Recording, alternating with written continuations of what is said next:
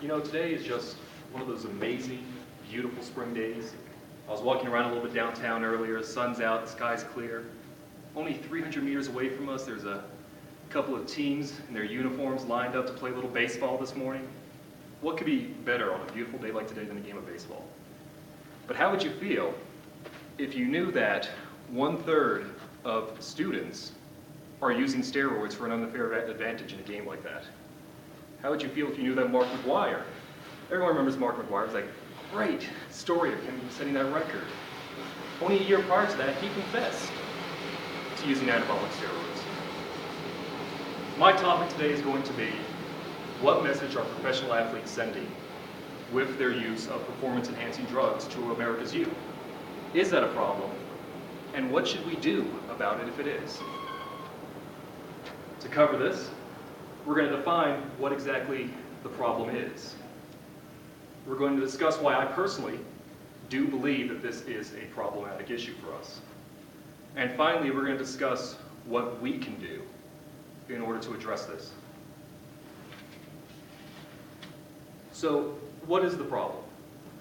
You know, they're just participating in our competition society. That's what we're built on. In 1980,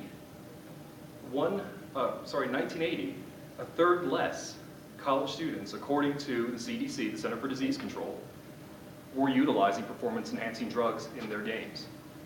So the issue is, are these athletes sending a message? Yes.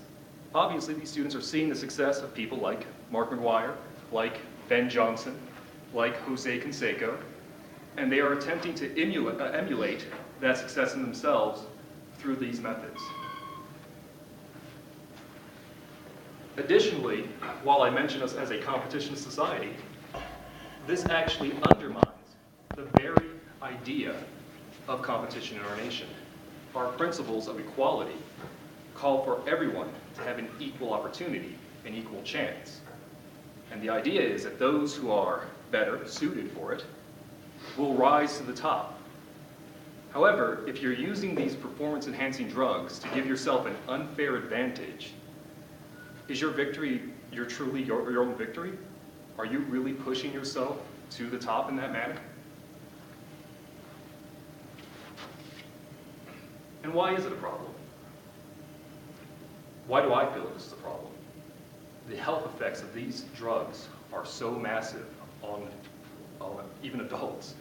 Imagine a developing young person making use of these performance-enhancing drugs and the effects they'll have on them as they develop. According to the CDC, issues like jaundice, deals with liver failure. If you've ever seen a patient who has suffered from jaundice, they have that yellowish, orangish tint to their skin. And of course, it is a fatal problem. In the military, they only recently started to realize the problem of supplements. And I'll admit, when I was in the military, I used over-the-counter supplements that were perfectly legal in order to give myself an advantage. And then we started to realize that people were becoming dehydrated. They were falling down and seizing. They were dying because these supplements leach the water from your system. I stood in a formation about 2 ranks back of the ranks being the first rank, your second rank, your third rank, about 2 ranks back, and watched this one soldier as he started to sway side to side, and I looked to the soldier right behind and said, hey, catch him, right before he fell into a seizure from dehydration.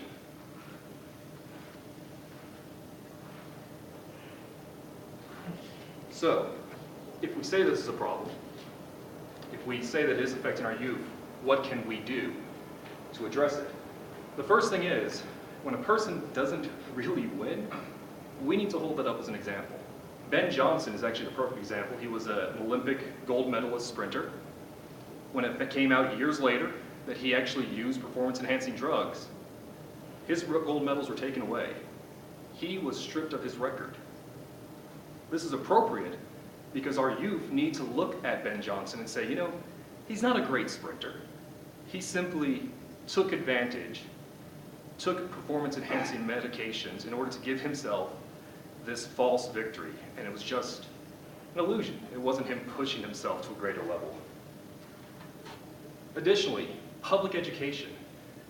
What I would love to do is hold up a picture of Mark McGwire back in 1999, in his Cardinals jersey, the picture of health, the epitome of an athlete. I looked at a picture of him today. He has not aged well. It's very clear that these drugs have taken a toll on his body, especially now that he's not actively playing baseball anymore, now that he's not actively exercising as much as he was back when he was on the Cardinals. His body has fallen into disrepair. He's 49, I think now, 49. He looks like he's in his late 60s at this point. So public education, make sure people see these images, know what it's about. Additionally, of course, the issue of responsibility. We each have to take responsibility for what our children are doing. It's not enough to tell them that this is a bad message that they're getting from these sports heroes of theirs. We also have to make sure that they see that it's not a real victory, and additionally, be involved in your child's life.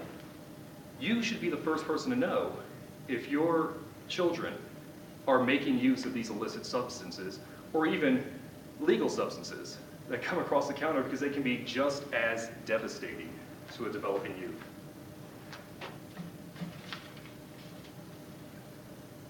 As we conclude, I want to say that, we've discussed our topic, whether or not it's a problematic message. We've discussed our main points. We've defined what the problem is.